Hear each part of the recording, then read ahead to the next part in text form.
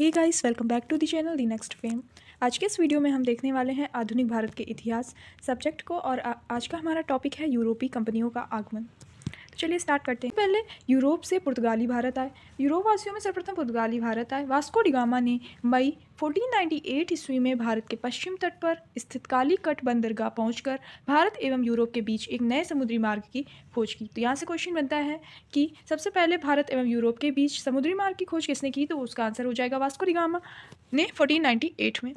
Next point है हमारा, Francisco de Almeida को 1505 ईस्वी में भारत का प्रथम पुर्तगाली वायसराय बनाया गया। यहाँ जो हर एक फैक्ट है यहाँ से क्वेश्चन बनता है और खासकर एसएससी में वन लाइनर क्वेश्चन पूछे जाते हैं तो ऐसे ही बनते हैं। एक नोट पॉइंट दे रखा गया है कि यूरोपीय कंपनियों के भारत आगमन का क्रम ये है। सबसे पहले पुर्तगाली भारत आए, फिर डच आए, फिर अंग्रेज आए, फिर डेन आए और सबसे लास्ट में फ्रांसीसी भारत आए यूरोपीय वासियों में। तो ये इसका क्रम है।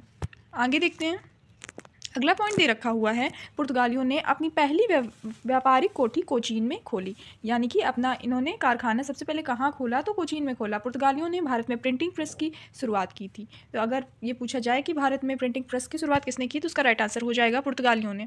डच, तो डच नीदरलैंड या हॉलैंड के निवासी थे। डच ईस्ट इंडिया कंपनी की स्थापना 1602 ईस्वी में हुई। डचों द्वारा भारत में अपनी प्रथम व्यापारिक कोठी यानी कि कह सकते हैं फैक्ट्री 1605 ईस्वी में मसूलीपट्टनम में खोली गई।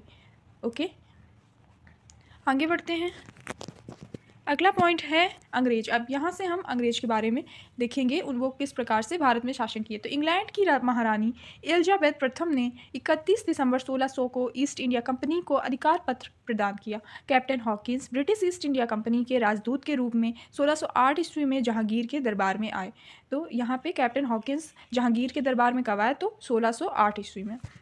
आगे देखते हैं। अगला पॉइंट है, जहांगीर ने अंग्रेजों को सूरत में 1613 ईस्वी में स्थायी कारखाना स्थापित करने की अनुमति दे दी। तो अनुमति कब प्रदान की, तो 1613 ईस्वी में। इंग्लैंड के राजा चार्ल्स द्वितीय का विवाह 1661 ईस्वी में पुर्तगाली राजकुमारी कैथरीन ऑफ ब्रेगोंजा के साथ हुआ।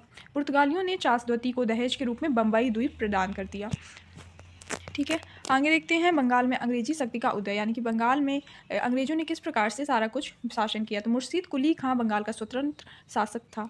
अलीवर्दी खां ने यूरोपियों की तुलना मधुमक्खियों से की और कहा कि यदि इन्हें ना छेड़ा जाए तो शहद देंगी और यदि छेड़ा जाए तो काट काट कर मार देंगी। तो ये कथन अगर पूछ लिया जाता है कि ये कथन किसने कहा और किस बारे में कहा, तो ये अलीवर्दी खां ने यूरोपियों की तुलना में कहा। आगे है, अलीवर्दी खां की मृत्यु के पश्चात उसका नाती सिराजुद्दौला उसका उत्तराधिकारी बना।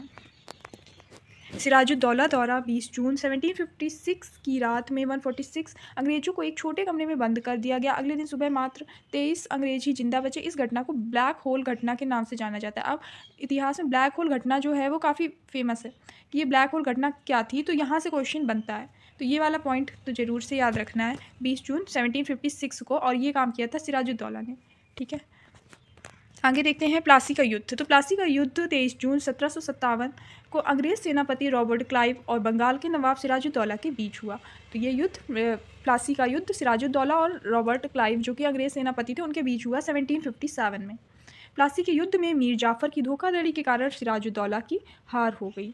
प्लासी के युद्ध के उपरांत अंग्रेजों ने मीर जाफर को बंगाल का नवाब बनाया। जो मीर जाफर था, इन्होंने अंग्रेजों का साथ दिया और खुद का जो किंग था उसे धोखा दिया।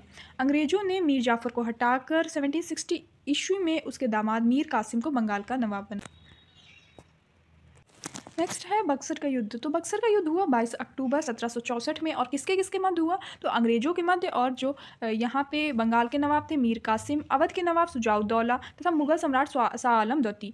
ये जो इंडियन जो किंग्स दिखा रहे हैं, मीर कासिम, सुजाउद्दौला, शाह आलम द्वितीय, ये एक साइड थे और अंग्रेज दूसरे साइड थे। तो इस तरह से ये युद्ध हुआ बक्सर का युद्ध। आगे हेक्टर मुनरो के नेतृत्व में अंग्रेजी सेना ने मीर कासिम की संयुक्त सेना को पराजित कर दिया। जब ये तीनों सेनाएं एक साइड थी, अंग्रेज एक साइड थे, फिर भी जो अंग्रेज़ों की जीत हो गई और यहाँ पे संयुक्त सेना जो थी वो पराजित हो गई। और इस बक्सर के युद्ध में अंग्रेजी सेना का जो नेतृत्व किया था वो हेक्टर मुनरो ने किया था। तो आज की वीडियो को इतना ही रखते हैं। अगले वीडियो में हम देखेंगे आंग्ल मैसूर युद्ध कब हुआ, किसके बीच हुआ। ठीक। ठीक है, और फिर उसके बाद संधियाँ क्या क्या हुई, फिर देखेंगे आंग्ल मराठा युद्ध। तो इस तरह से हम जीके जीएस के पोर्शन को स्ट्रॉन्ग करते जाएंगे और वन लाइनर क्वेश्चंस यहीं से बनते हैं पॉइंट्स हैं, जो कि सभी एसएससी एग्ज़ाम्स और अदर जो वनडे एग्जाम्स हैं उनकी पॉइंट ऑफ व्यू से इंपॉर्टेंट हैं। Okay, so thanks for watching this video and जय हिंद।